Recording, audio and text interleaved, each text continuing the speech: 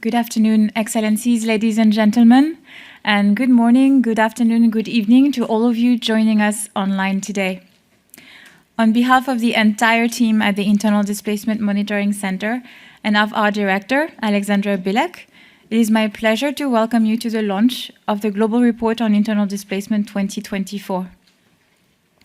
Alexandra is unfortunately ill and unable to attend the event today, but she sends her regrets. My name is Christelle Cazabat, and I am the head of programs at IDMC. Before we begin, I would like to inform you that we have simultaneous interpretation in French, Spanish, and Portuguese available today. So if you're here in the room with us, please use the headphones provided at the entrance. If you are joining us online, you will see the interpretation button at the bottom of your screen to the right, and you can select your preferred language. The report we're publishing today is the result of months of hard work by all of my colleagues at IDMC. So I would like to take a moment to express a warm thank you and heartfelt congratulations to all of you. I would also like to thank our various partners in different countries, including governments, United Nations agencies, and non-governmental organizations who peer-reviewed and provided expert advice on our report. Their contribution was invaluable to enhance our report's quality and policy relevance.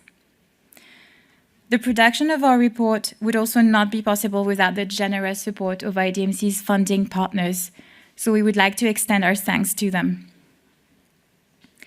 In a few minutes, I will be joined on stage by our keynote speaker, Jan Egeland, Secretary General of our mother organization, the Norwegian Refugee Council. Since he started in this role in August 2013, Jan has been overseeing our colleagues' life-saving work in 40 countries around the world, providing assistance to millions of displaced people in some of the world's most acute crises.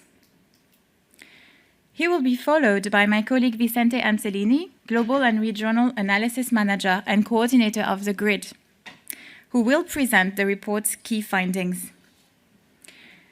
We will then hear reflections from a panel of distinguished speakers, moderated by my colleague Dawn Voet, Head of External Relations.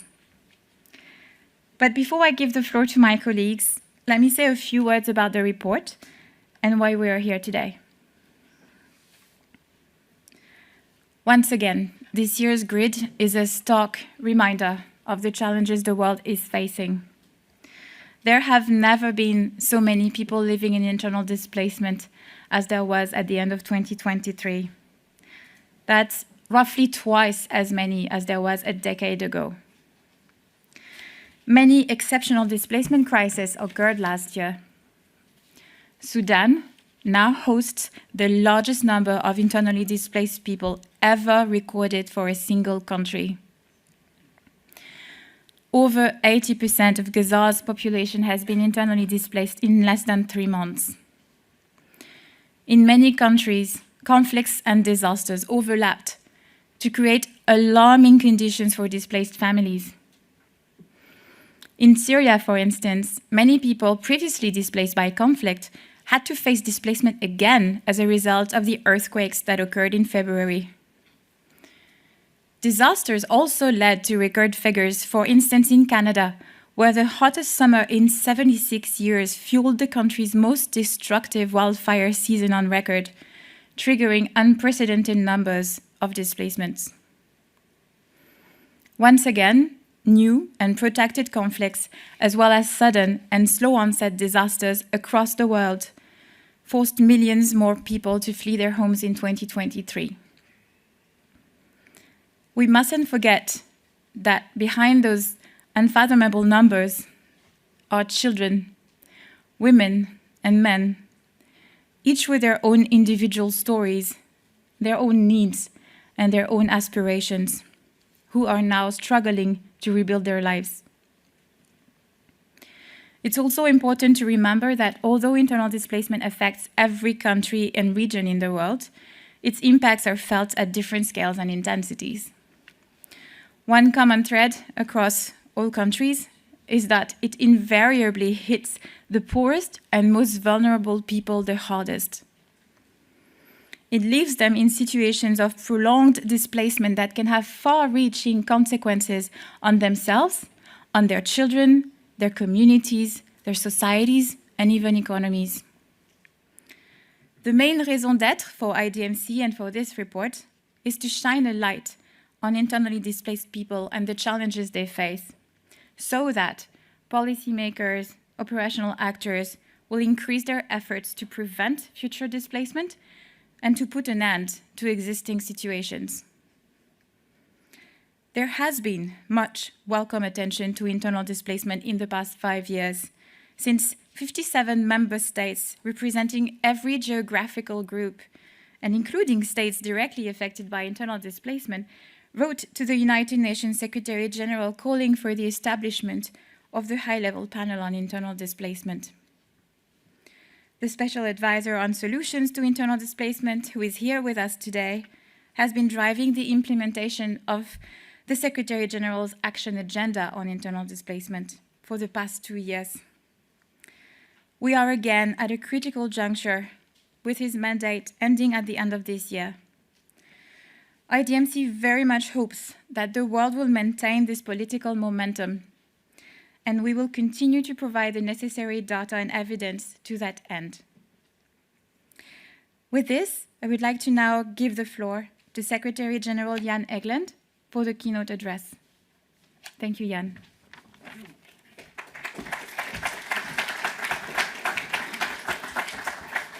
Thank you very much, Christelle. Friends, it's a big day for us.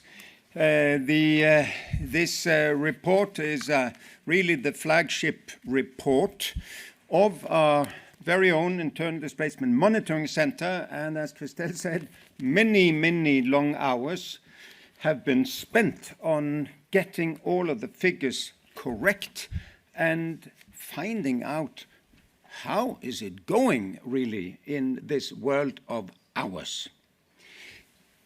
Because to me, it's one of the starkest indicators of how international relations are going, how international diplomacy is faring, how global, regional, and national governance is faring, how we are able to protect people, civilians, and how international humanitarian law is respected.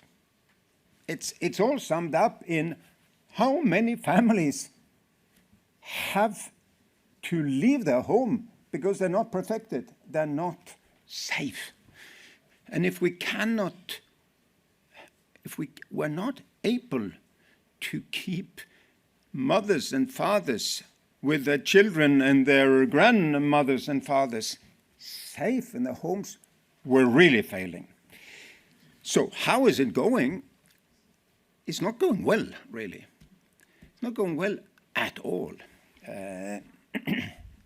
Neither in protecting people against the climate-fueled natural disasters. But I would say this report 2024, which is an X-ray of how the world was at the end of 2023, more than anything, it shows that conflict and violence is rampant around the world. 66 of the world's 190 or so countries today have internally displaced citizens from violence, conflict, persecution. 66. 45 of those saw violence-caused displacement in 2023. 45 countries, really.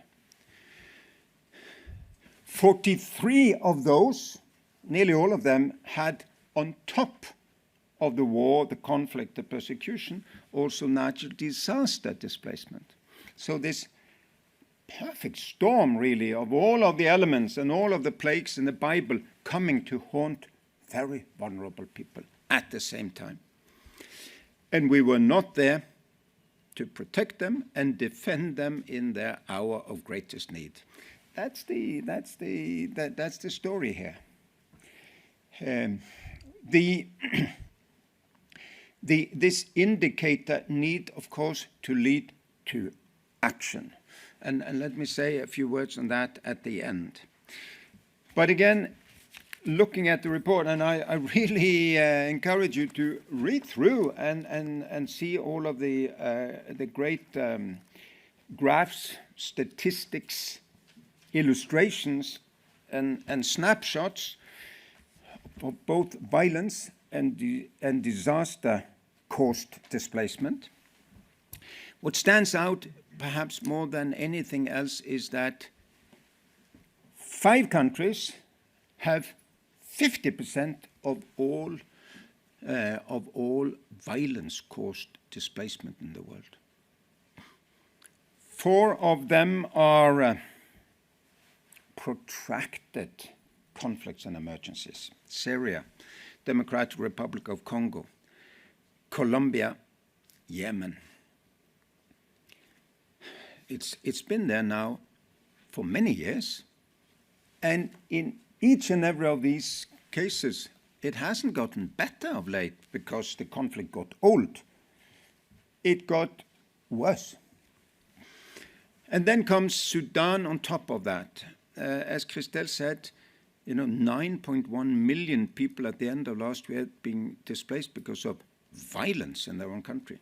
We haven't recorded that since the Second World War, really. Maybe the breakup of India was worse in 1947. This was, of course, a preventable conflict. 2 generals create havoc in the civilian population. Why wasn't it prevented, and why was there so much fuel for the fire? I think these are the questions to be discussed and to be answered. Because if it continues like now, we'll reach unheard numbers of people displaced. There is also the question of repeated displacement. And I know Ambassador of Ukraine is here, and again, I mean, people are being displaced next to Kharkiv. We just discussed it because of violence against civilians, of indiscriminate bombardment. The perhaps most graphic case of repeated displacement in populations that are not protected at all is Gaza. So 80% of the population was displaced since the horrors that were committed in Israel by Hamas and other horrific militants. Since then, 80% of the population has been displaced. 80%. But it's not once. My colleagues from the NRC are fleeing now out of Rafah, some for the 5th time, some for the 6th time, one family for the 8th time since mid-October. And this repeated displacement happens in all of the conflicts we document here, and it again shows that there is not mechanisms for the displacement that is for the violence. There is not protection of civilians as there should be. So, what needs to be done? Let me end with that. Of course, in terms of natural disasters, it's really climate justice. Those who flee are predominantly in places that did nothing to cause climate change. Nothing. And those are also the people that are most prone to lose everything and get nothing back, no return either, to their places of origin.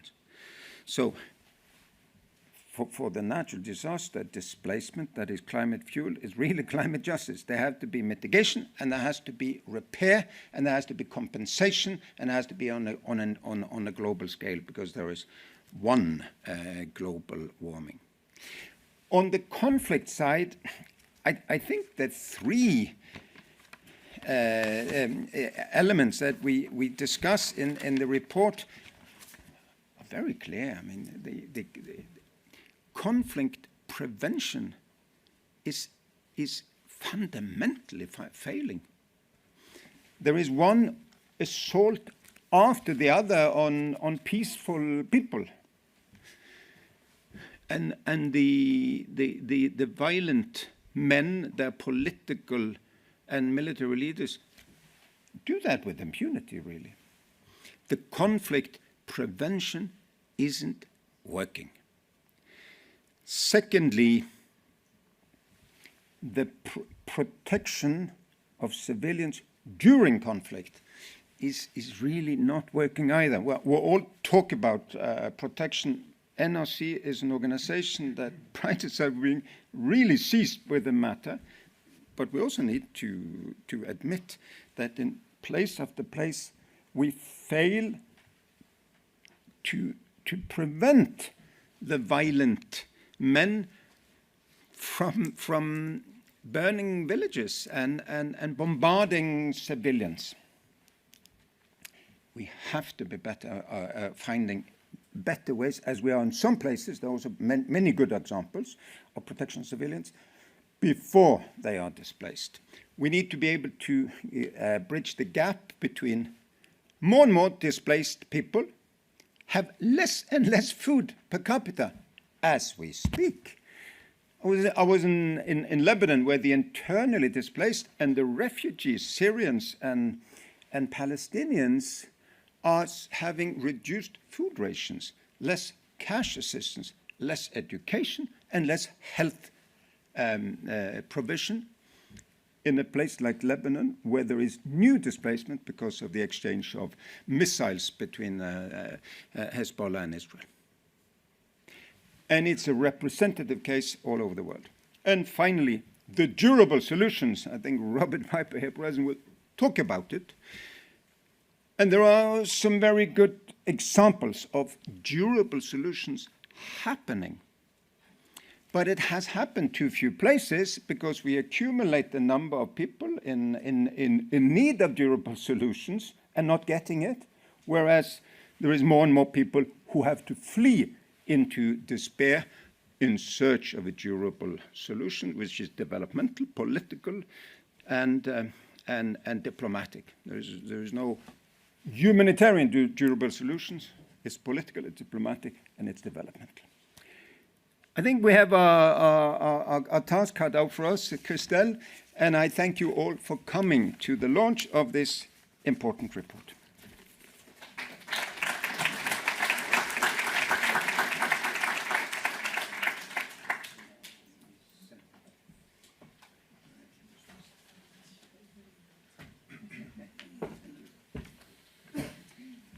Good afternoon, Excellencies, ladies and gentlemen.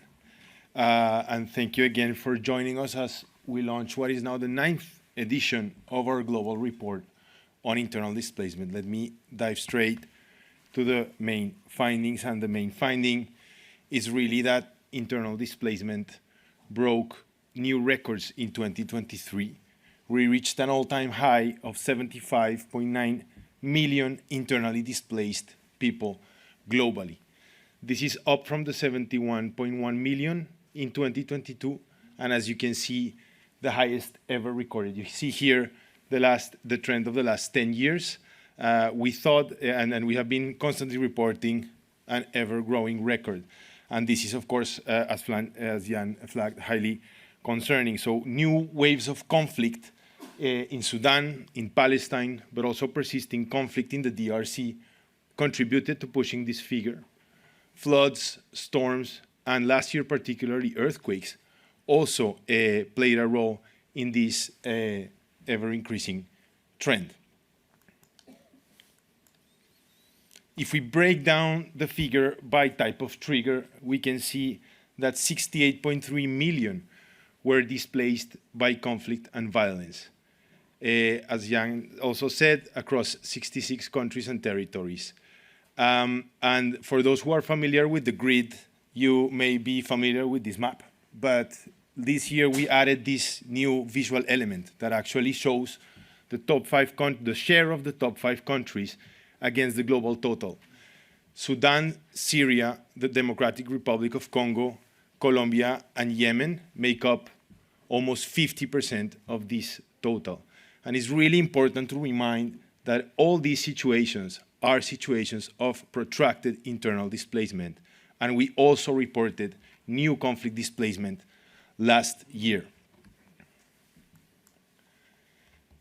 The global figure also has a lot of nuances in the national level trends. Some countries, such as Colombia, Iraq, and Libya, as you can see here, have managed to somehow lower the trend. But in others, such as Syria, it has remained stable and even with a slight increase. But Sudan saw a sharp increase last year. So it's really important to also analyze these nuances, but also to take into consideration that the instability, insecurity, infrastructure damage, and institutional disruption that conflicts cause can leave people displaced for years.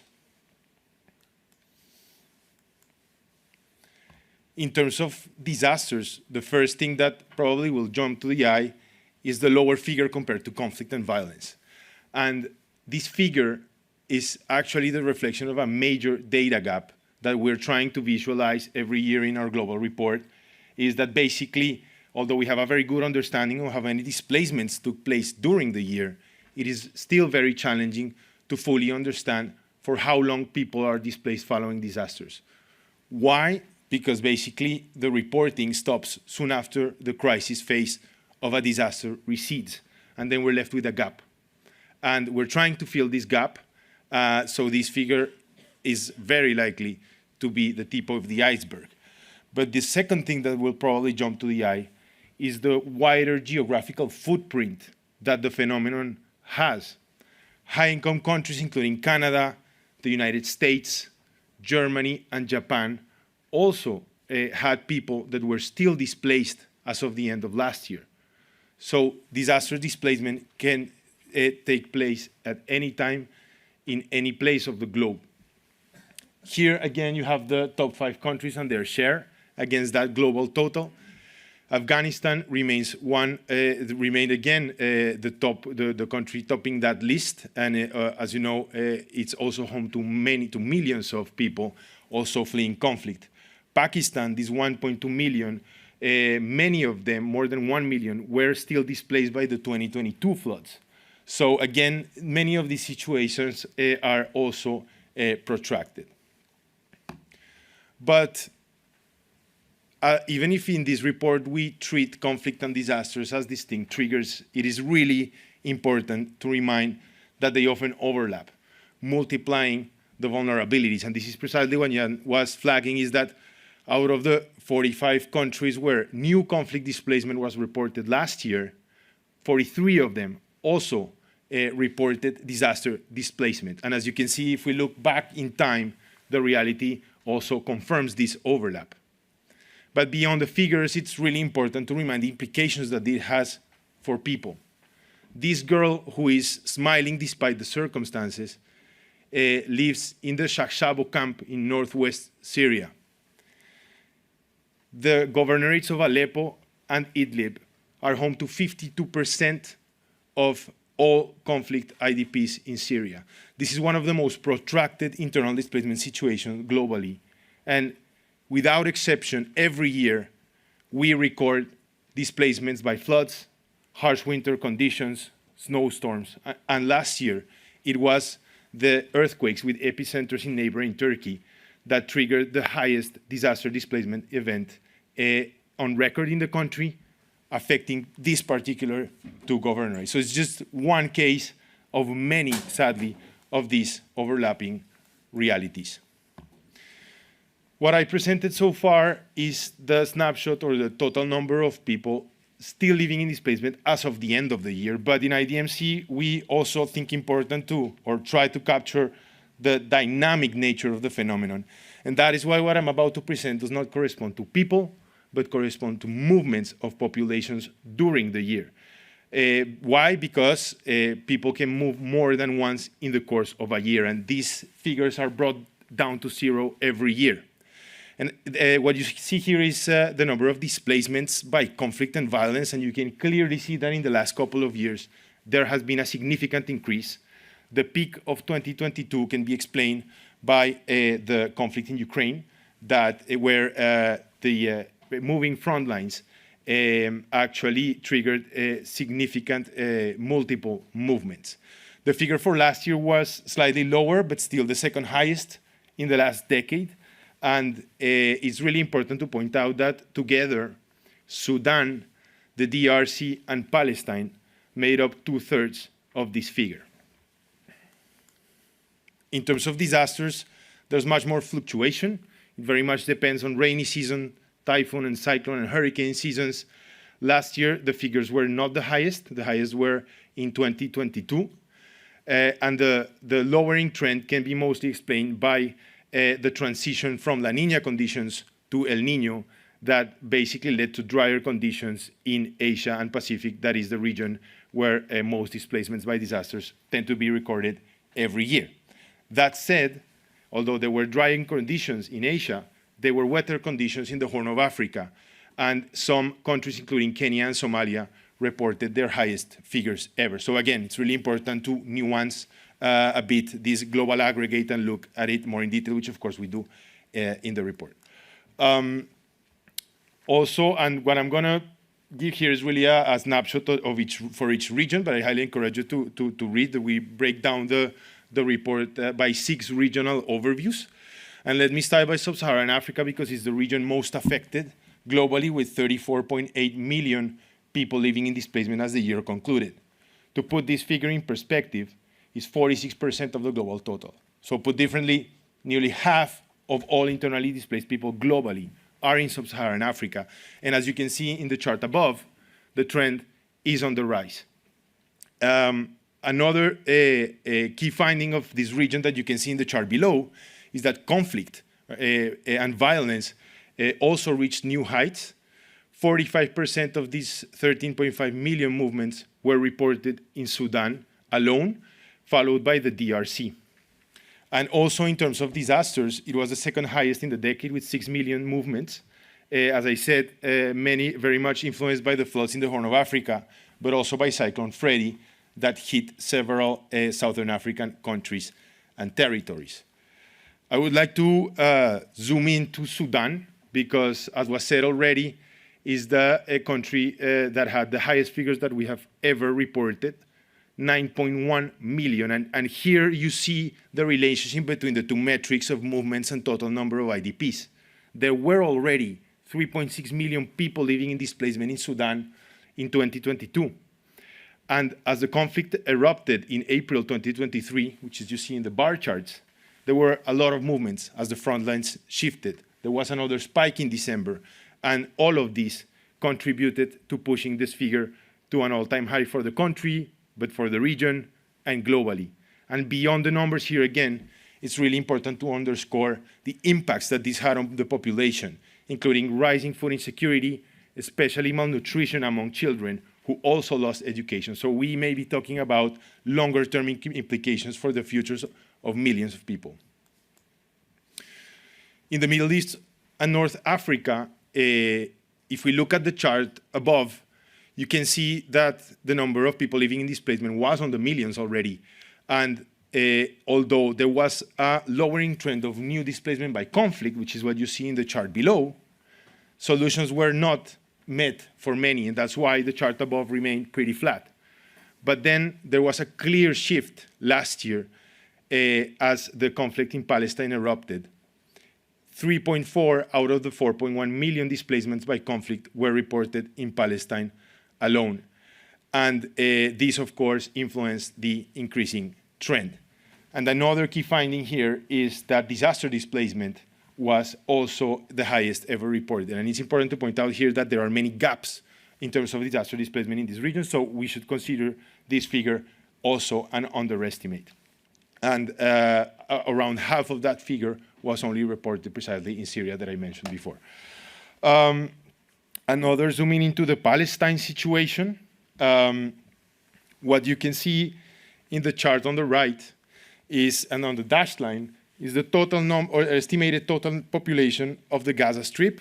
And what you see piling up is the total number of internally displaced people since the 7th of October.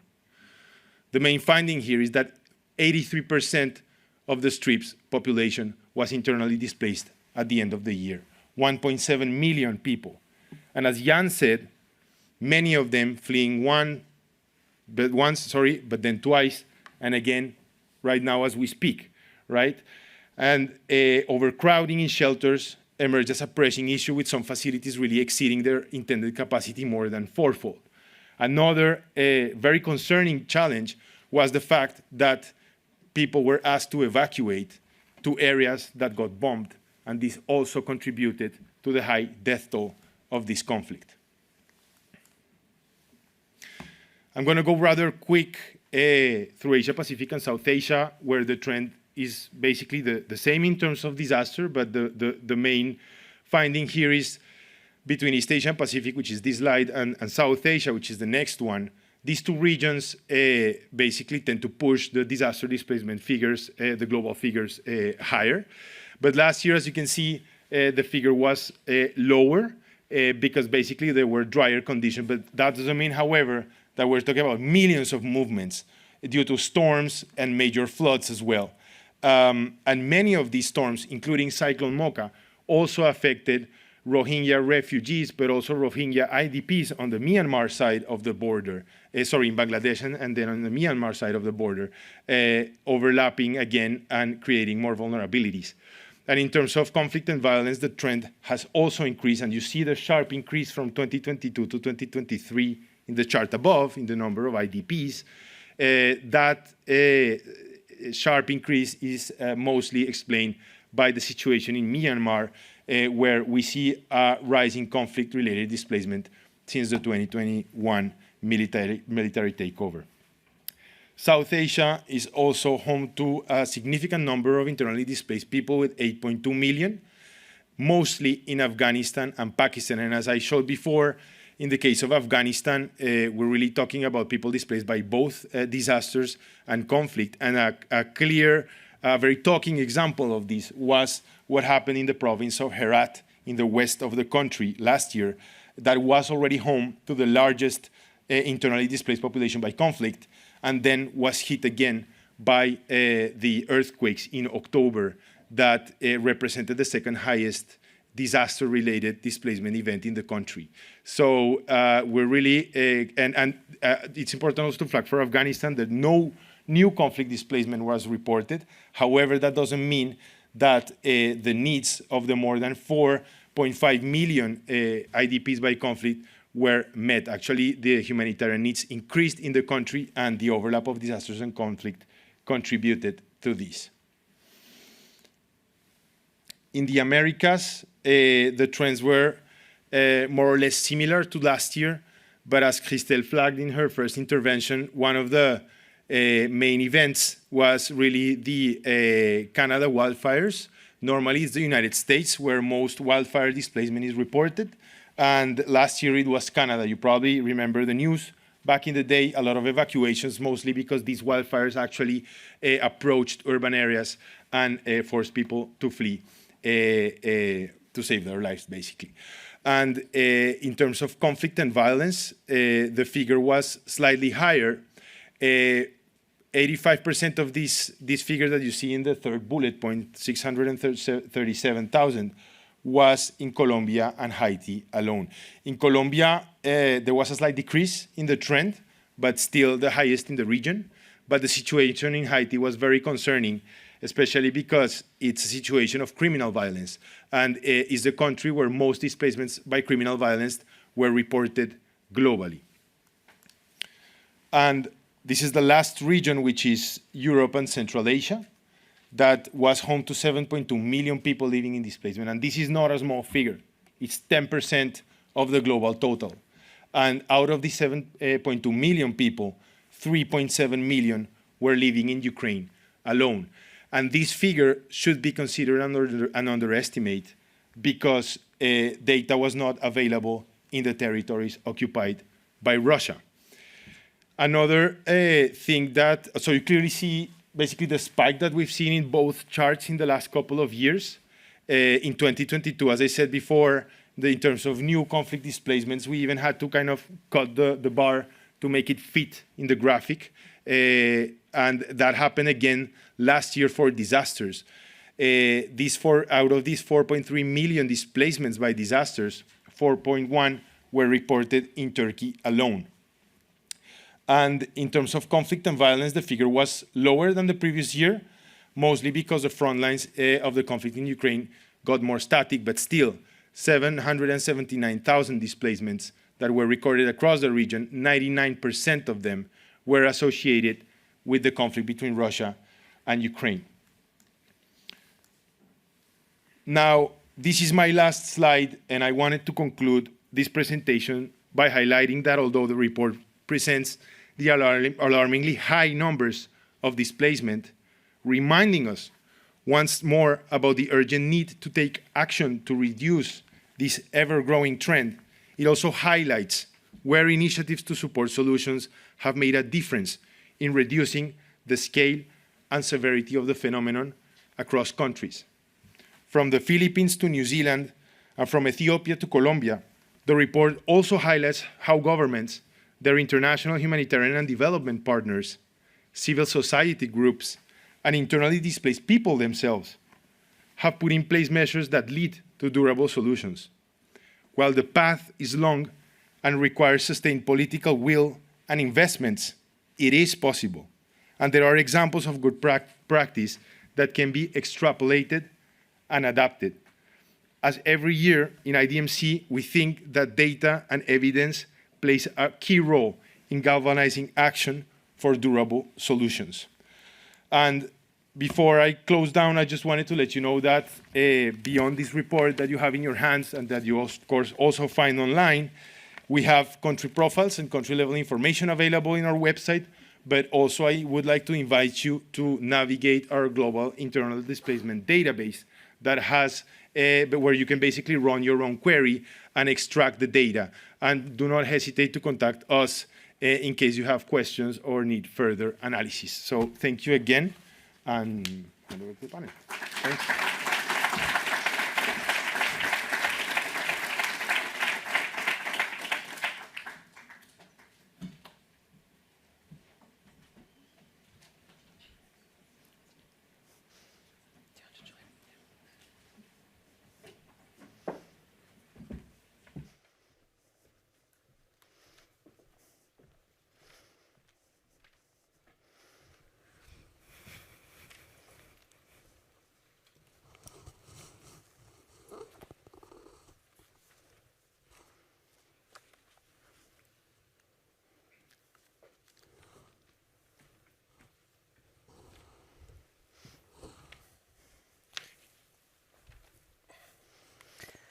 Good afternoon, Excellencies, ladies and gentlemen. My name is Dawn Marie Voot. I'm the Head of External Relations at IDMC, and I will be moderating today's discussion. I'm joined by a highly distinguished group of speakers who each in their own capacity have been supporting some of the most complex internal displacement crises across the world, who I will introduce you to in just a few minutes. But before that, I wanted to take a few minutes to please lay out some of the context and what our expectations at IDMC are that we hope to achieve out of this discussion itself. So far, you've heard from NRC Secretary General Jan Egeland, who's pointed to the real gravity of the situation worldwide right now. You've also heard from my colleagues, Christelle Cazabat, as well as Vicente Anzellini, who's provided you the overall findings of this year's global report on internal displacement. Beyond the scale, we're seeing increasing levels of severity and complexity. As Vicente pointed out, we see often overlapping triggers of disaster and conflict displacement. In addition to that, we're also realizing that food insecurity as well as climate change impacts is continually exacerbating needs of the people and continuing to push more and more people into displacement year after year. And unfortunately, what was once the exception repeated, cyclical, and protracted displacement has now, unfortunately, become the global norm. We also know that with each displacement crisis comes its own set of unique challenges. But we also know that we can learn from the past and apply good practices and efforts to identify solutions for IDPs trapped in cycles of displacement. You've all seen the news this week, this month, this year. You know that the situation for the world's IDPs is particularly bad right now. And as Christelle mentioned, at the same time, global awareness and political commitment to this issue has never been higher. And I like to think when I look at the level of expertise sitting on this panel with me today, that this is really testament to that fact.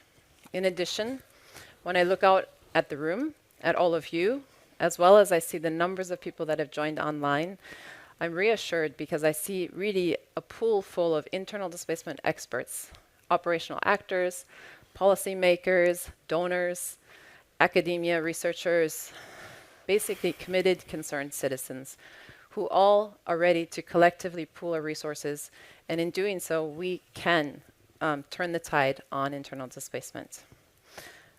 So my hopes really for this discussion are that we can learn from the examples that our panel will provide, both of the challenges they faced and how they've gone about addressing those challenges, but also of some of the good practices they've personally been able to employ, and try to apply that to our own work in ways that we're able to one day, hopefully, reconvene as we launch our next global report, be it next year or the year after that, in slightly less bleak circumstances. So on that note, I'm really pleased to introduce you to our panel of experts.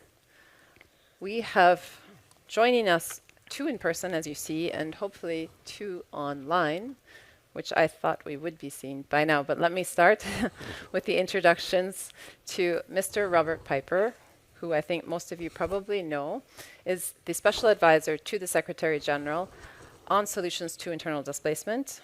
Mr. Piper also has been coordinating the implementation of the Secretary General's Action Agenda on Internal Displacement. He's specifically focused on strengthening UN leadership on solutions to displacement through increased member state engagement, building stronger linkages to the development system, including through international finance institutions, and by driving collaboration across the UN system. Welcome, Robert. Thank you. We're also joined by Her Excellency, Ambassador Yevgenia Filipenko from the Ukraine, who has served as the permanent representative of Ukraine to the United Nations office in Geneva since June 2021. She has been engaging with Geneva-based humanitarian organizations to ensure support for relief efforts in Ukraine in response to one of the largest forced displacement crises across the world. Prior to this, she was the head of the Directorate of International Organizations at the Ministry of Foreign Affairs of Ukraine, where she worked with the UN country team in Ukraine and drove solutions to displacement her country has been facing since the start of the conflict in 2014. I'd like to also introduce those online, but I don't know if we are having... here we go. Great. Welcome. Our next guest is Mr. Bruno Lemarquis, who is the resident coordinator and humanitarian coordinator, as well as the deputy special representative in the United Nations Organization Stabilization Mission in the Democratic Republic of Congo. Since January 2022, a position he has also held in Haiti. He has been coordinating the UN humanitarian response to the internal displacement situation in the DRC, but also bringing together humanitarian and development partners to enable solutions early on. Welcome, Bruno. And last, I would like to introduce you to Dr. Tasneem Siddiqui, who is the chairperson of the Department of Political Science from the University of Dhaka and founding chair of the Refugee and Migratory Movements Research Unit.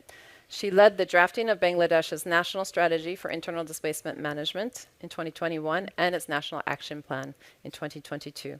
She's published extensively on climate change and disaster-related human mobility, adaptation, internal and international labor migration, and remittances. She's also a member of IDMC's advisory group. Before we go to the questions, just a few points. We will have a few questions to the panelists that I'll be asking in the beginning. Those of you joining online are welcome to pose your questions in the chat or the Q&A function throughout the discussion. We have colleagues working behind the scene that will be responding to some of those questions, but also sending them to me on my phone. So I apologize in advance for looking at my phone from time to time. I'm really just trying to find the questions that are coming from the online participants. In the meantime, we will also be having about 20 minutes at the end of this discussion for those of you in the room to pose your questions to the panelists. I'd like to start with you, Robert, if that's okay. Sure. For the past 2 years, you've been driving the implementation of the SG's action agenda on internal displacement, specifically focused on solutions. As we heard from Jan and others, today's displacement crises will likely become tomorrow's protractedness. What are some of the key lessons we can do to reverse this trend towards protractedness? Thank you, Dawn, and let me just take this opportunity too to congratulate IDMC and the team for producing this phenomenal report. It really is a key reference for this issue, and to Jan Egeland for his leadership over so many years to keep the fires burning. Jan, thank you so much. As always, this incredibly compelling engagement on this. Thank you. I think the question of how do we reverse this growing phenomenon of protracted displacement, I think I would offer 3 key kind of lessons that we've seen on that. The first is, it turns out, and this won't be a surprise to some of you, solutions begin from the very start. So the choices that are made at the beginning of a response to a displacement situation are going to fundamentally shape when and how a solution comes along. And I don't think, realize that with the clarity that we have now, that the choices you make at the very start about whether or not to open camps or to integrate people into communities, whether or not you set up data systems that can be shared with government as soon as possible, if not from day one, so that this is a common sort of set of reference numbers. Whether or not you invest in livelihoods and education and documentation, these types of investments are the investments that get people much quicker towards a solution than other alternatives that are often, unfortunately, much easier to fundraise for. And the biggest variable of all, the extent to which government is able to be integrated into the response early on. Ukraine, I'm sure we will hear from day one, was leading the charge. In other countries, we don't necessarily have that option. But of course, ultimately, solutions need to be government-led, and the opportunity cost of not getting government in the driving seat as early as possible is enormous in terms of getting to a solution and to breaking this cycle of protracted displacement. It's complicated, but it's something we have to wrestle with. Second key variable, I would say, is leadership. Not the obvious motherhood statements about government ownership. We know that. Of course, governments need to own this solutions problem. These are their citizens, after all. But what we're seeing in the last few years is the game changer is political leadership from governments, not just sort of technical ownership of the problem, because displacement solutions are very sensitive, are very political. It's about land and property. It could be about electoral rights being restored. It's of course around conflict and social cohesion. These are very, very sensitive issues. Compensation, transitional justice. Bureaucrats can't fix these issues. We can't even make a decision on issues like standards for housing. These are very sensitive questions. When you look in a sea of fairly poor people and with fairly poor housing, where do you set that benchmark for housing quality? Because you've got to defend it to the rest of the citizens. It's very political. So that's the second piece, which is we need government ownership and we need political leadership from governments if we're going to break this protracted displacement. And lastly, key variable is, of course, financing. It's a question of volume, but it's also very much a question of the quality of financing. We wrestle to pin down how much we're spending on internally displaced people through our humanitarian efforts every year, but it's somewhere in the vicinity of $5 to $6 billion a year in maintenance to support IDPs in their displacement. We need a fraction of that to try and get people onto a solutions pathway, but it's got to come from the development side of the house. We don't need humanitarian money of a short-term nature to build more transitional structures. We need to build houses, not shelters, and that's expensive. $5,000 a unit in Nigeria, $25,000 a unit in Iraq. Start multiplying that by 100,000 households, 200,000 households, and as they say, you're starting to talk about real money. It's not going to come from a humanitarian budget, and it's not the kind of money it's not the sort of resources that are short-term resources. So the third message, I guess, in terms of breaking this displacement is, of course, accessing the right kind of development financing or government financing. Iraq will fund its solutions pathway. Libya will fund its solutions pathway.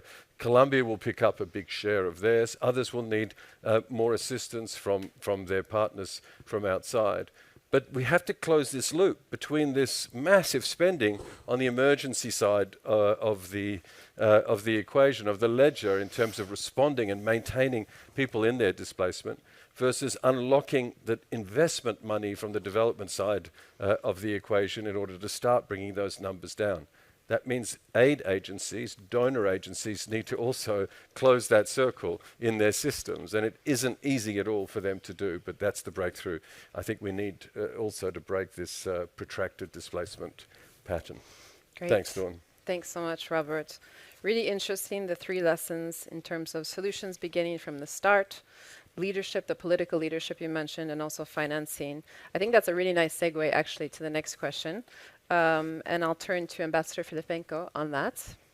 Ukraine was already facing a protracted internal displacement situation before Russia's invasion in 2022 pushed millions to flee both internally and across borders.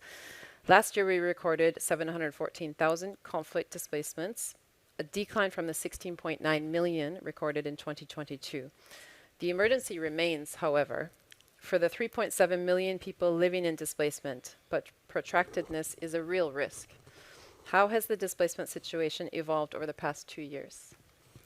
Thank you very much. First of all, it's a great pleasure to be with you, and thank you for this opportunity to share Ukraine's painful experience with IDPs. But before I start, I would like to say sincere gratitude to the IDMC for your leadership in producing yet another sobering report. And over the years, the IDMC's global reports have established themselves as the world's leading and reliable source of data and analysis on IDPs, and they serve as a reference point for national governments, including my government, for informing our planning and policy response. We meet at a time of significant upheaval, an age of chaos, as was recently said by UN Secretary General. I cannot but echo concerns about the numbers of IDPs. This 67 million people living in internal displacement worldwide, and armed conflicts continue to be the major source of displacement. Across the world, violent conflicts continue to be more complex and protracted, leading to prolonged displacement and humanitarian needs. Internal displacement in Ukraine is a case in point. Russia's full-scale invasion of Ukraine in 2024 caused the fastest growing and largest displacement crisis in Europe since Second World War, with a staggering 19.5 million Ukrainians affected by various forms of displacement. It came on top of 8 years of Russian aggression against Ukraine, which started in 2014 with attempted annexation of Crimea and war in Donbass. During the first wave of displacement in 2014-20 and until 2021, up to 1.8 million Ukrainians were forced to flee from their homes, and these people constitute 13% of the present IDP population in Ukraine. Full-scale invasion brought about the second wave of displacement. 1/3 of Ukraine's population has been forcibly displaced by war, both within Ukraine and abroad. The number of IDPs reached a record high in April 2022, when about 18% of the general population were internal displaced, which was equivalent to 7.7 million individuals. Since then, the number of IDPs has been gradually dropping, with the latest figures from Ukrainian government indicating there are about 4.8 million officially registered IDPs in Ukraine. This decrease has been largely driven by returns to the areas in the east and south of the country, which were liberated by Ukraine in 2022. Some 4.6 million people have returned to their place of habitual residence, despite safety and security concerns posed by relentless bombardments, shelling, landmine contamination. However, it should be noted that such returns are not always sustainable, as nearly a third of the estimated returnee population reside in locations which experience severe destruction or total disruption of livelihood services and vital social services. About 60% of all displaced people reported having been displaced for 1 year or longer. Unfortunately, prolonged displacement leads to protracted needs, depleting IDPs' resources and capacity to cope with loss of job or income. There is a clear economic burden of displacement in my country. According to the UN, more than 3 million IDPs are still in need of humanitarian assistance, facing challenges around livelihoods, rental support and protection. Women, children, people with disabilities and elderly constitute overwhelming majority of IDPs. As I said, due to the government's response, which was acknowledged by Mr. Piper, the IDP numbers have recently stabilized. However, future projection remains bleak as the war continues unabated. Extremely dangerous is the situation in the Kharkiv region, which was mentioned by Mr. Egeland, where over the weekend Russia launched military offensive threatening the city of Kharkiv, which is home to nearly 1.3 million people, including a large number of internally displaced people. Russia's assault is putting at risk a densely populated Donetsk region of Ukraine. If continued, the offensive on populous regions with the highest internal displacement in the country, this could have disastrous impact on millions of people and provoking further massive displacement. To avoid this nightmare scenario, Ukraine has been consistently urging the international community to put pressure on Russia to stop unprovoked and unjustified aggression, to stop suffering of innocent people. Thank you. Thank you very much. I think overall it's obviously really challenging situation right now, and I really appreciate that you shared all of those comments with us in this group. I know we're out of time, so I'm just going to move now quickly from one situation that's highly complex, be it Ukraine, with active conflict, to the next, and call upon our speaker, Bruno Lemarquis, who's joining us online in the context of the DRC. Bruno, the DRC has long been one of the largest situations of internal displacement globally. It has also been one of the most neglected crises for the past few years, according to NRC's annual report. Indeed, lack of visibility has been one of the key issues that Robert and IDMC have been working hard to address. Can you please explain the magnitude and complexity of the displacement situation in the DRC? Greetings. Can you confirm you hear me well? We do. Okay, very good. So greetings from Kinshasa. Greeting everybody. Thank you, IDMC, for all your work and your support. Thank you for the opportunity to shed some light on the Congolese crisis, which, as you know, is one of the world's most complex, protracted, because it has been going on for 30 years, overlooked, but also I call it one of the most tolerated crises on Earth.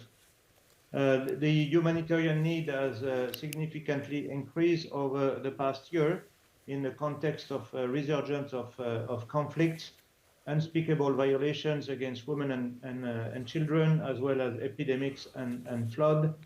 And it's more urgent than ever to find solution, first and foremost, political solution. This is happening at the time when MONUSCO the UN peacekeeping operation is withdrawing from the country after 25 years of presence, at the request of the government of the DRC, and we just ended the mandate in South Kivu for those who are familiar. So while this is going on, the country's security landscape is deteriorating, with very high level of tension in the region, especially between the DRC and Rwanda, and the risk of a regional conflagration in the Great Lake region. And this is mainly due to the what we call the M23 crisis. The M23 is an armed group, and the activism of other armed groups, especially the ADF, which is a foreign armed group affiliated with ISIS, as well as the emergence of other pockets of stability. So all this has worsened over the past year. And this widespread violence has many consequences, direct in terms of massive population displacement, and many indirect consequences, including on the country's development pathway. For example, this has prompted the government to spend much more on defense, and the DRC had in 2023 the world's highest increase in military spending. They had to double their expenditures on defense. So all this has fueled an extremely dire humanitarian situation. In spite of its incredible potential, the DRC is home to the highest number of food insecure people in the world. And in terms of displacement, we've recently passed the 7 million mark, 7.2 million people displaced, mostly in Eastern DRC. And in percentage, this is the percentage of the population displaced in Eastern DRC. 40% of the population of Ituri is displaced, over 30% of the province of North Kivu, and 22% of the population of South Kivu. So that's very high numbers. Since the beginning of the year, daily fighting in North Kivu, as well as increased intercommunal violence and atrocities perpetrated by armed groups, have forced close to 800,000 additional people to flee their home, especially around the town of Goma, which is the capital of North Kivu at the border with Rwanda. Goma being basically surrounded by the M23. And those people are living in appalling conditions. At the same time, the situation is characterized by massive violation of international humanitarian law, atrocities, attacks against civilian infrastructure, presence of many armed men in IDP sites, and so on and so forth. The gender-based violence is, the norm is that it is high, but in this context, it is very, very high, and this prompted the IASC last year to declare a system-wide scale-up in the DRC. All of that is also compounded by a risk of epidemics. There are always many risks of epidemics in the DRC, and especially this year, cholera. We have a very high number of cholera cases. We often talk about the conflict of the DRC, but it's also one of the countries in the world most affected, most vulnerable to the effect of climate change, and the frequency of climatic hazard and the intensity is also increasing. Because of insufficient effort on disaster risk, often those climatic shocks turn into large-scale disasters. At the end of last year, we had 2 million people affected by flood, with the Congo River at its highest level in over 60 years. And currently, floods are generating chaos in Eastern DRC, with the overflowing of Lake Tanganyika, which is affecting several countries of the region. In this situation, humanitarian actors are totally overstretched because of the high level of needs, but also the many challenges they face in terms of access, security, and also funding, because the DRC, because the needs are so high, we need so much money. But the DRC is regularly underfunded, and this year, like many other countries, we are very underfunded. But this crisis is not unfolding in a vacuum. It has been going on for 30 years. There is a complex political landscape in the region and a complex security landscape. On the ground, the situation is very complex. I won't give you all the detail of the forces that are at play, but basically, on the one hand, you have the M23 that is supported, including in country by the Rwandan defense forces with sophisticated weaponry. And on the other hand, you have the Congolese army, you have private security contractors, you have Uganda and Burundi having a bilateral agreement with the DRC government. You have a regional force from the Southern African Development Community, and you have the force of the peacekeeping force of MONUSCO. So all that in mostly in North Kivu. So it's very complex. It's full of risk, and sometimes it needs deconfliction between the different forces. The regional political processes, there are two regional political processes. Both of them are more or less stalled. One is about disarmament of armed group, and the other one is rebuilding trust between DRC and Rwanda. So those processes really need to be reinvigorated. And finally, in terms of the origin of this large-scale displacement crisis, it's not possible to talk about it without talking about the roots. The underlying driver of conflict, which I call the Gordian knot. I don't know if it means something in your different languages, but the Gordian knot, the intractable roots. First and foremost, the exploitation of natural resources. You have tin, you have tungsten, you have coltan, you have gold, and many of those are exploited illegally and smuggled to neighboring countries and find their way into our electronics, your iPhone, my iPhone, all those equipment have blood minerals from the DRC. So that's the route number one, which is the solution is global. It involves many actors, and the other route is the illicit financial flows with all the money that is leaving the country illegally. So that's, in a few words, the landscape in the DRC and the magnitude of the displacement crisis. Thank you. Thank you very much, Mr. Bruno the Marquis. I think that was a really comprehensive overview, and unfortunately for the more than 7 million IDPs living in the DRC, we're really given the example of here an overlapping crisis situation. He spoke about climate change impacts, food insecurity, the displacement itself, the conflict and violence, cholera outbreak, the flooding, and on, unfortunately, which I guess helps to explain the fact that this situation has not only been a protracted situation, but it has very acute needs up until today. I think overall what's going on, at least in my mind, and I think in a lot of other people's minds, is how to ensure that protection needs are continually met in contexts such as this, which we see that there are acute needs and there's ongoing conflict and violence. But I'd like to first turn now to more of a disaster angle as we invite Ms. Tasneem Siddiqui to the discussion. Hello, Tasneem. Hello. Tasneem, my question to you, I'll read it. It's a bit long. I apologize for that in advance. But while there has recently been a surge in conflict displacement, which we've heard quite a bit about now, we also know that disasters cause more displacements every year and can leave a significant number of people living in displacement in situations of protracted displacement. Bangladesh experiences annual large-scale disaster displacement, the majority through government-led preemptive evacuations. We spoke about the importance of government ownership and leadership, but more inclusive national ownership through a whole-of-society approach is also essential.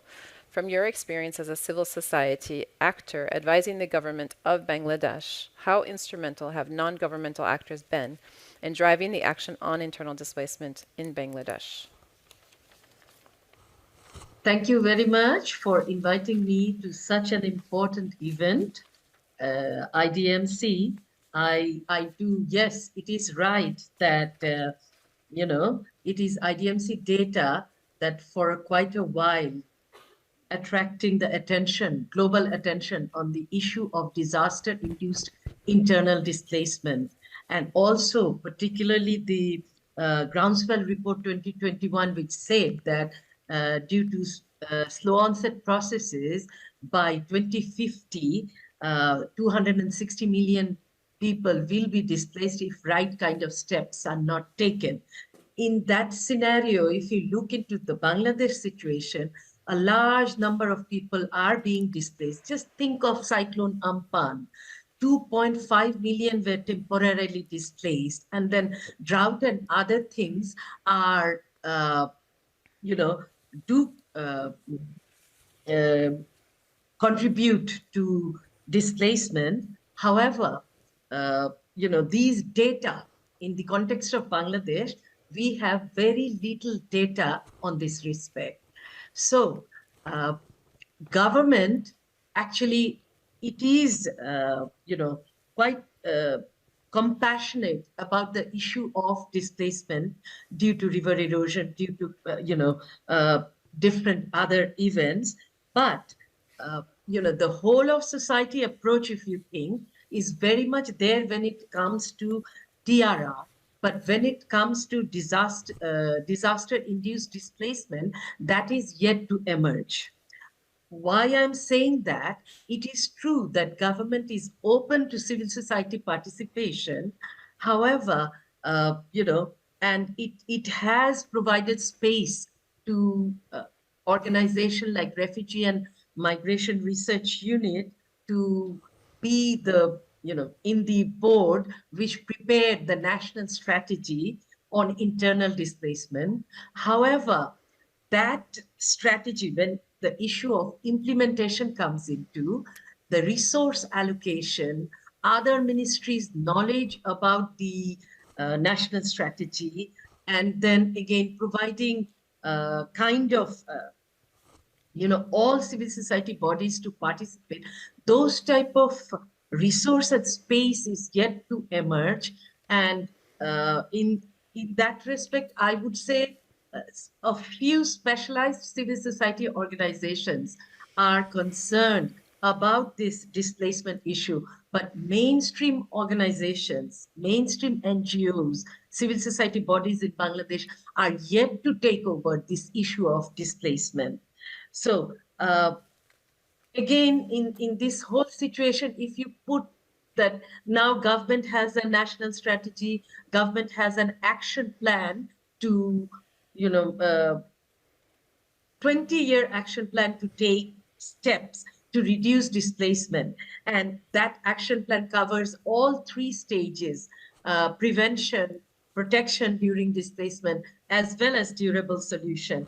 However, when you take this whole thing to development partners, you do see a kind of that this is a disaster they want to deal as a humanitarian issue.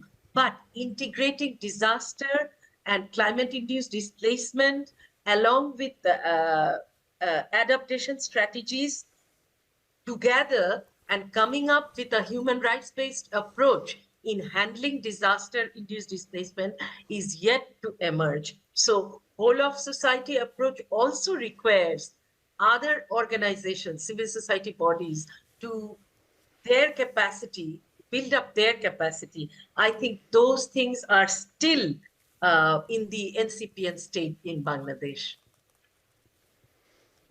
Thank you. Great. Thank you so much, Tasneem. I think this was really enlightening as well, and interesting to hear that though there's a strategy, the issue of displacement itself and human mobility has not fully come forward.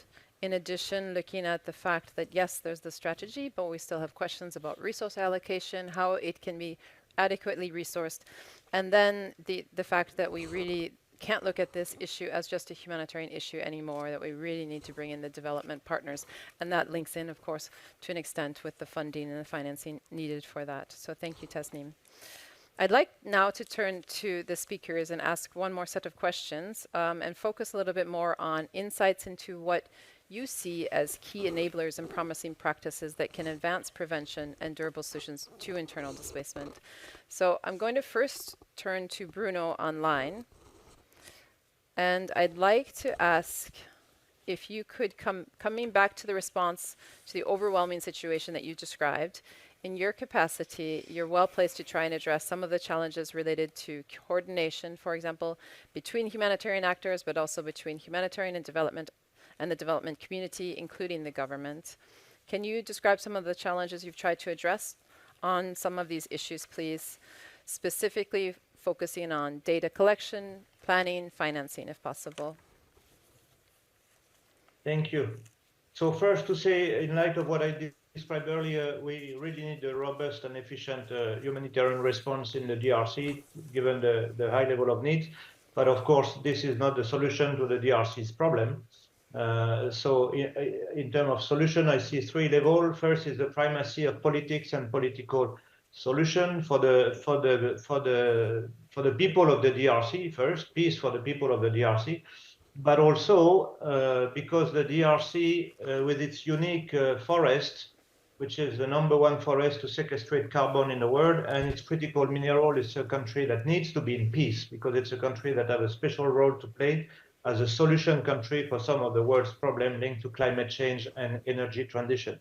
So the world needs a DRC at peace. The second one, it's imperative to work more, to work much more, many actors, member state, private sector, and so on those issue of the root causes, especially this issue of exploitation of natural resources and illicit financial flows. It's about transparency, it's about traceability, it's about governance, and it's about justice. The third is the operationalization, in terms of solution, the operationalization of the HDP nexus and how to advance with durable solution, conversation, and action in the DRC, where there are many opportunities. There are pockets of the country that are in active conflict, but there are also, it's so big that you have all scenarios. So we have, there are many post-conflict regions. You have regions that are stable, that are at peace. So and many regions where you have chronic level of vulnerabilities because of lack of development. So in such complexity, coordination is very essential, and it's very complicated. First, coordination among humanitarian actors. Our main challenge relates to the size of the country, to the number of actors involved, and also to the need for a greater engagement with the authorities. So we have a complex coordination architecture, provincial, national. We have operational and strategic, but I think it's more complex than elsewhere because of the giant size of the country. The coordination between the humanitarian and development actors and the national structures, national institutions, is also very complex. It's a challenge. Too often there are disconnects. And that sometimes lead to blame game. We blame each other. So it's really important to work on strengthening those interfaces between the partners and the national authorities. To have so we are working on, like all my predecessors have been working on that, but to have a functioning political and strategic interface with government, and also to have joined-up coordination mechanisms so that we don't have parallel systems. But overall, like Robert has said, it's really key to identify the political leadership, those people who want to move forward, and to also foster national ownership. When it comes to the coordination around the nexus, this is a lot has been done in the Congo around the nexus since 2019, but I think we've reached certain level, and now we need to move at the next level. There are a number of challenges we are facing, and we are working with all of them. First, it's to have consensus and what do we call the nexus, and sometimes it's really striking the differences of opinion between people or partners. It's really striking. The second one is how to have political leadership, national ownership, government at the center, and not only in the conversation but in the action. The third is how to move at scale in terms of, for example, durable solution, moving away from a project here and there, but really to move at scale to have a real impact on humanitarian needs. The fourth is for us to move this approach to some of the conflict-affected provinces and to work on pockets of opportunities. And the last challenge is to expand the group of partners involved, especially the IFIs and the private sector.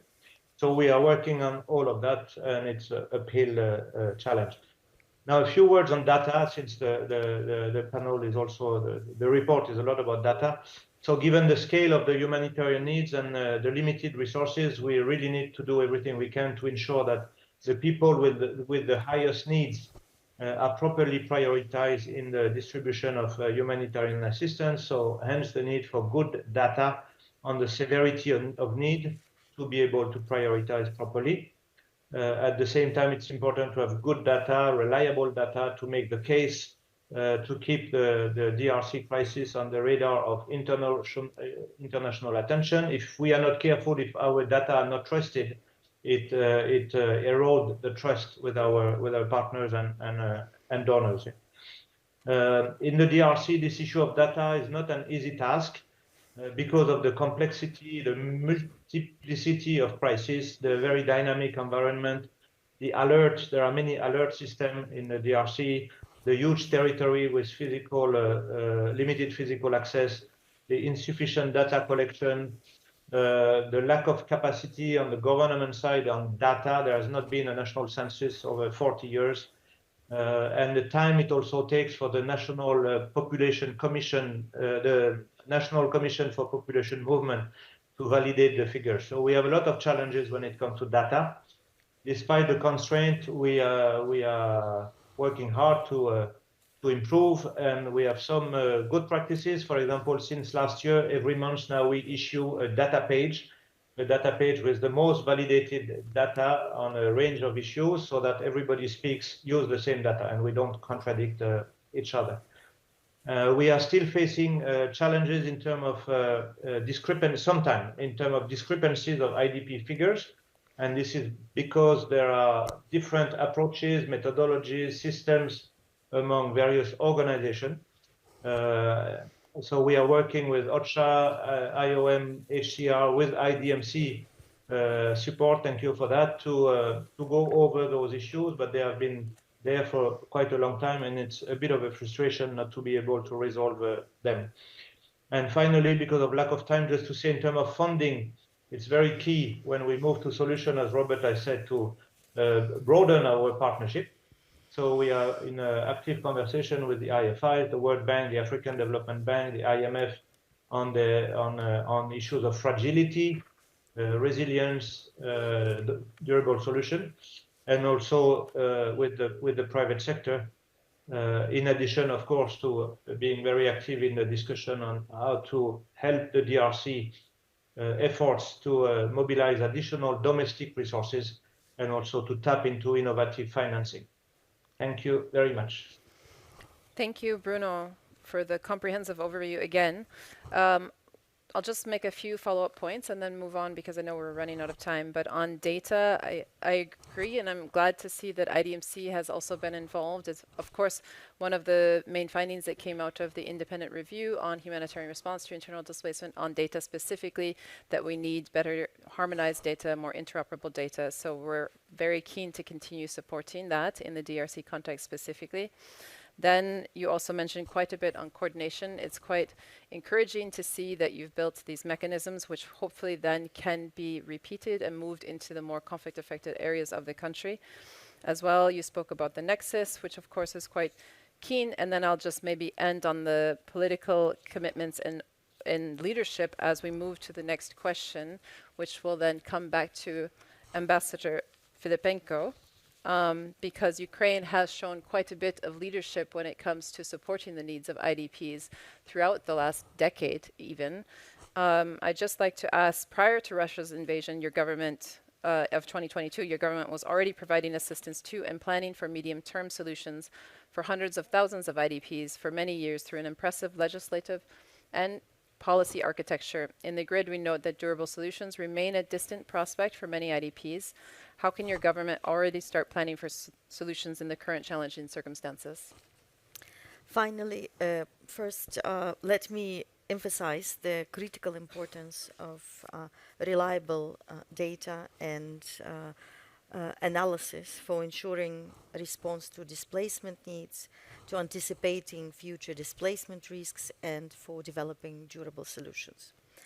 In Ukraine, all displacement data is collected and managed through the centralized database of IDPs, which has been operational since 2016 and was updated in 2022 to face new displacement challenges. This mechanism proved useful in ensuring that displaced persons are integrated into national and local development policies, budgeting, and programs. In 2023, a displacement dashboard was launched by Ministry of Social Policy of Ukraine that helped better understand the evolving needs and inform targeted response. Ukraine is one of the most digitalized countries in our region, and we have a very advanced e-governance system, which offer the IDPs new accessible services and opportunities. For instance, all eligible displaced persons can apply for IDP status, state social benefits, or restoration of damaged housing through the government-owned mobile application called DIA, without any queues, paperwork, or waste of time. And digitalization of these public services, social services, has enabled the government to identify and assess the needs of IDPs, get help more quickly, and streamline social benefits. As you rightly mentioned, in 2022, Ukraine has already had rather robust legislative and policy frameworks, which allowed us to cushion the initial shocks of displacement crisis. Since then, consistent effort has been made to amend the law on IDPs, rights and freedoms of 2014 and strategic policy document to further align them with the guiding principles of international displacement and international human rights standards. We are doing our best to address internal displacement as whole of the government and whole of society priority. We have made important progress supporting solutions of and integration of IDPs, including through promoting their access to livelihood, social services, health, education, and adequate housing. Let me note that only about 110,000 IDPs are currently accommodated in collective sites, while the remainder of more than 4 million IDPs are staying with host families or in private housing with rental support from the government. And since 2022, more than 3.7 million IDPs benefited from government-led program called Shelter, which provided rent subsidies to host families. In the past 2 years, the government disbursed more than $3.1 billion in social benefits and rental support to about 5 million IDPs. Here, let me thank Mr. Jan Egeland, who has unfortunately left, and the Norwegian Refugee Council, which are also at the forefront, complementing with other partners Ukraine's efforts, including through cash assistance programming.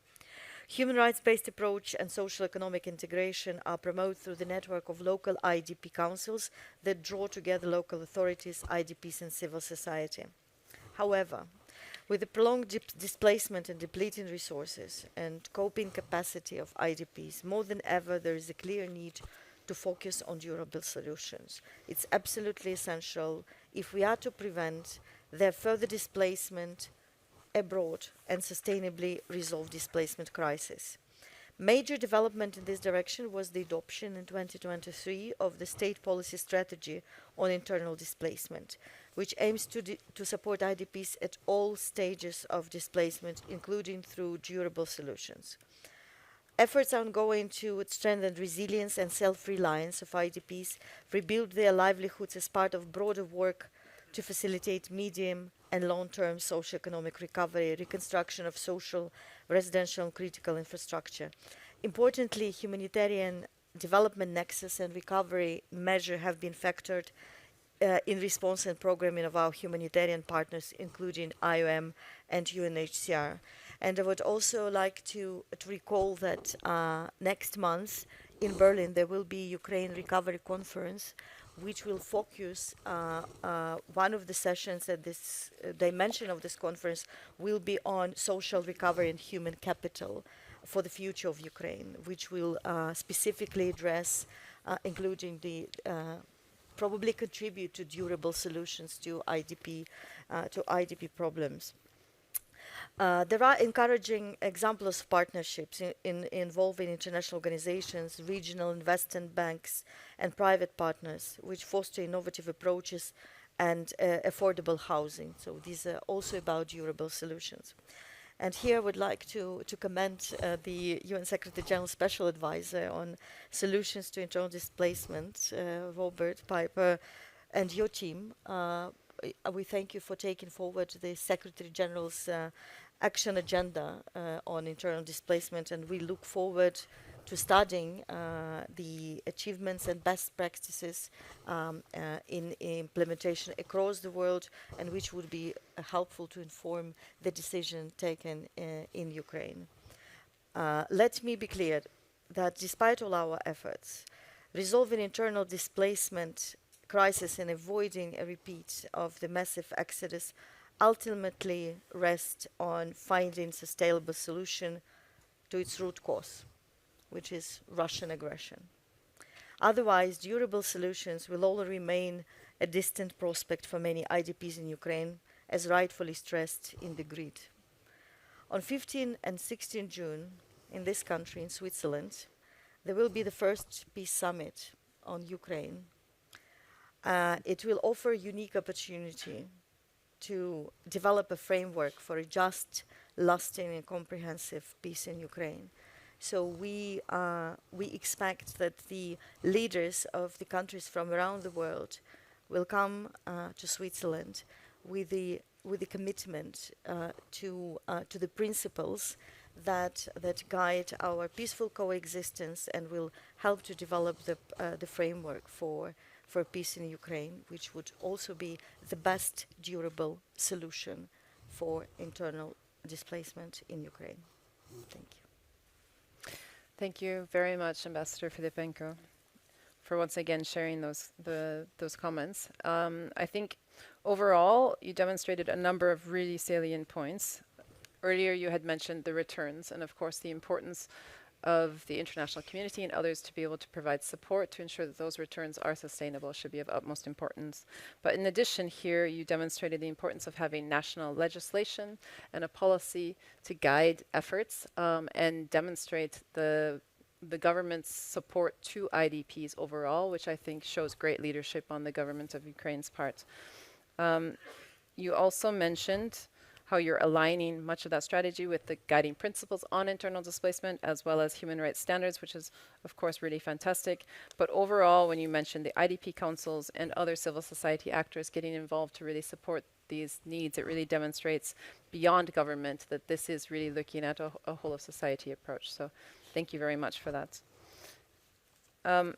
Moving on, I know we're still running a little bit short on time, but I think the discussion warrants that. I hope that everybody is quite interested in hearing Tasmin Siddiqui online again to look more from the disaster angle again. And Bangladesh has been a model in preventing internal displacement. What have been the key lessons coming from Bangladesh in terms of policy making and operational planning and on prevention specifically? To what extent has the national strategy on displacement managed to tie together prevention and solutions? If you want to learn from Bangladesh, I would say first thing will be, how to, come up with evidence-based research to convince policymakers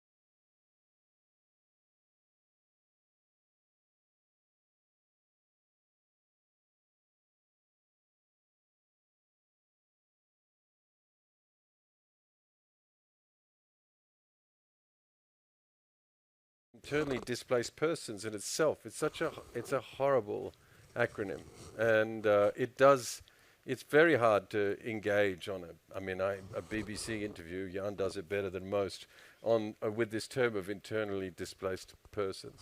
And when everyone talks about forcibly displaced people, which kind of makes it's a bit easier to get your head around, it almost invariably means refugees for most people. So those 76 million IDPs are almost invisible when it comes to kind of communication around forcibly displaced people. So I do think we need some new language around IDPs.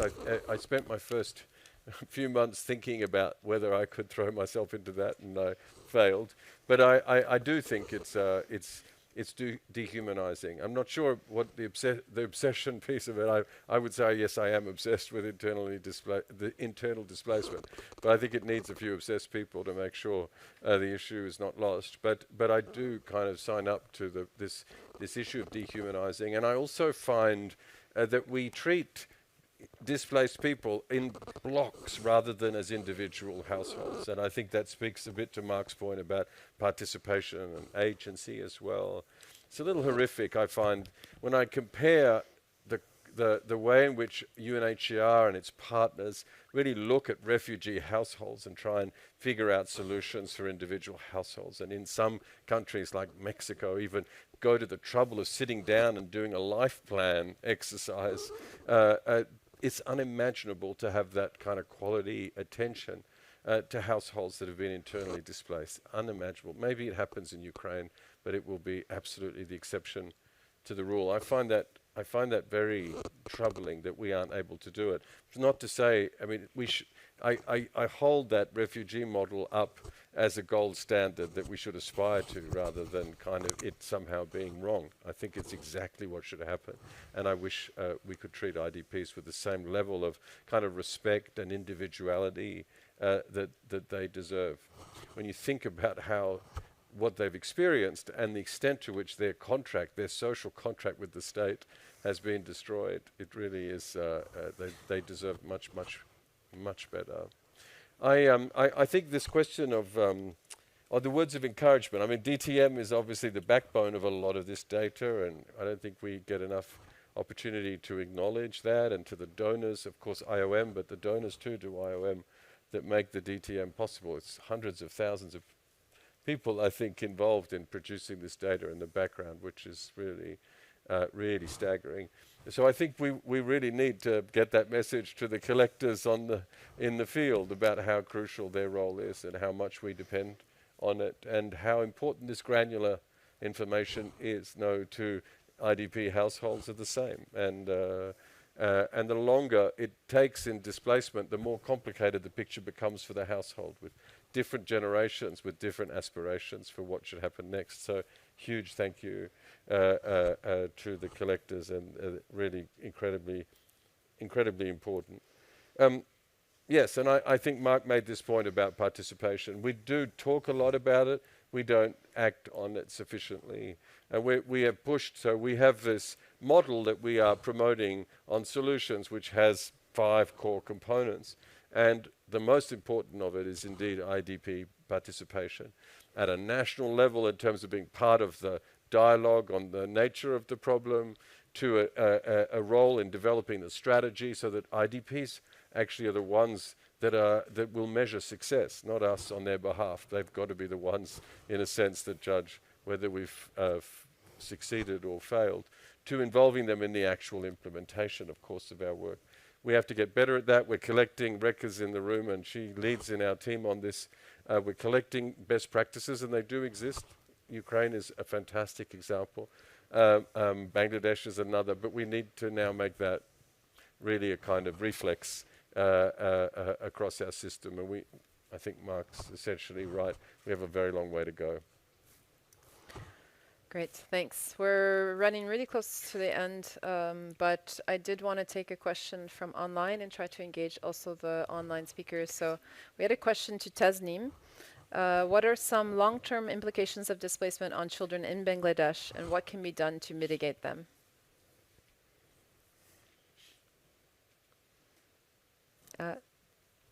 You're muted. I don't know if it's from her end or here. Now, I think it's a very important question. The children, if you think, what I would say that, you know, the impact of displacement and coping mechanism, everything depends on age, sex, gender, all these issues. I can just mention one of our research where children came up that what do they, you know, how do they suffer? They suffer for logging when they go to school. They suffer for lack of places in urban slums for playing. They, you know, so their concerns are not reported in mainstream concerns, because when livelihood, food security, and other things become more important, then children issue, it's, I wouldn't say underplayed, but then they don't get the focus. So in case of displacement, now it has to be any program, anything has to take into the voice of children, elderly, everyone, not only working age men and women.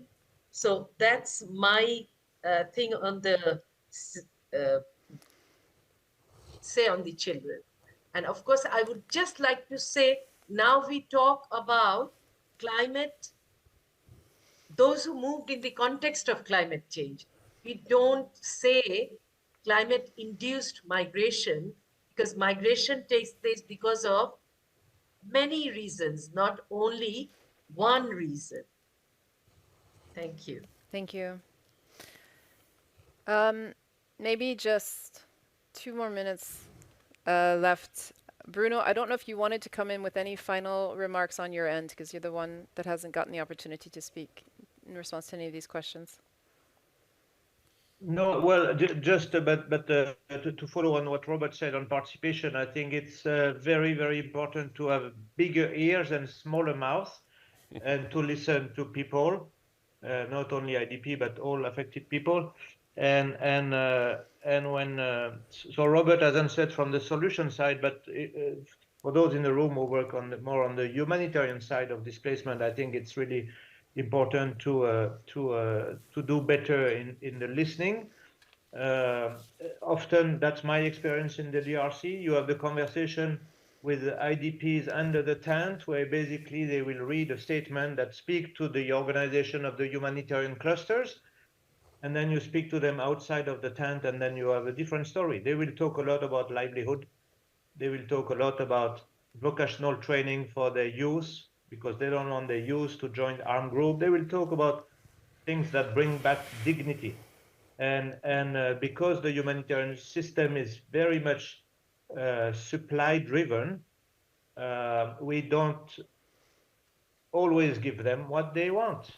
So I think it's very, very important that this discussion advance in the humanitarian system. I like very much what Martin Griffith has been trying to do through his flagship initiative. For those who are familiar, it's basically to give a little freedom to humanitarian coordinators and people on the ground to shake things. And at the center is the voice of the people, and then you adapt your system, you adapt your approaches, you adapt your tools so that they respond to the real need of the people instead of being supply driven. So I think this issue of participation is really key. Thank you. And just final word to say big thank you to IDMC for all your work. Great. Thank you. Thank you very much. In closing, I just want to then, I know we could talk forever actually, but we do have some drinks, and we'd be welcome to, of course, inviting anybody to have side discussions as well. I first want to thank all of our panelists for sharing their experiences overall, including the challenges, but also some of the good practices, which I think we can all apply to our own work into advancing progress on internal displacement. We touched upon a number of key priorities that they mentioned that I think we really need to take into consideration. First and foremost, the importance of IDP inclusion and ensuring the voice of IDPs. This has been like the thing that I feel like has come out almost the strongest in this discussion. But in addition to that, national ownership and government leadership, of course, was really important. The importance of effective coordination and harmonization overall, ensuring the rights of IDPs are continually respected, and also basing policies and action on concrete data and evidence. Before I let you go, though, I did want to bring our attention one last time back to the global report, because that is ultimately why we're here, with one final example, hopefully as a bit of an incentive for you all to read the reports that are in your hands. The example comes from the Philippines. In 2017, approximately 350,000 people were displaced by urban conflict in the city of Marawi. Since then, the government has applied several of the principles that we've discussed today to try to help find solutions for its IDPs, including, for example, investing early and mobilizing a response team that looked at the comprehensive needs of IDPs overall. In addition, ensuring that IDPs were involved in deciding and informing the solutions to what they needed. And then improving and harmonizing data collection were three of the key main things. I like this overall example because I think it demonstrates the commitment of government, civil society, and of the IDPs themselves. And as we've said already a few times now, that it's not just about a matter of having a whole of government approach, but looking at the scale of internal displacement worldwide, we really need to be adopting a whole of society approach. On that note, I thank you all for participating today, and we look forward to building upon the partnerships that we've already established at IDMC, and of course would welcome you all to join us for a cocktail or a light drink in our reception just following this in the lobby just outside. Thank you. Thank you.